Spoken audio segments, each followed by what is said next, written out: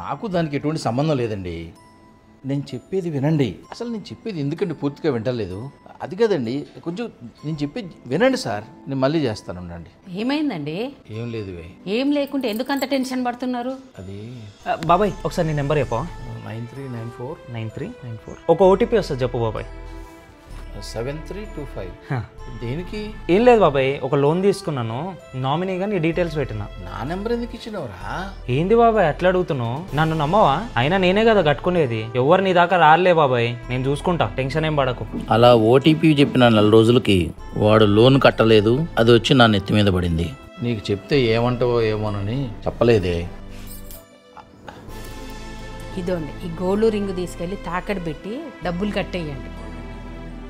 కానీ ఒక్కటి గుర్తుపెట్టుకోండి, ఈసారి ఏదైనా తప్పు చేస్తే అమ్మడానికి మన దగ్గర ఏమీ లేదు, ఈ ఇల్లు తప్ప.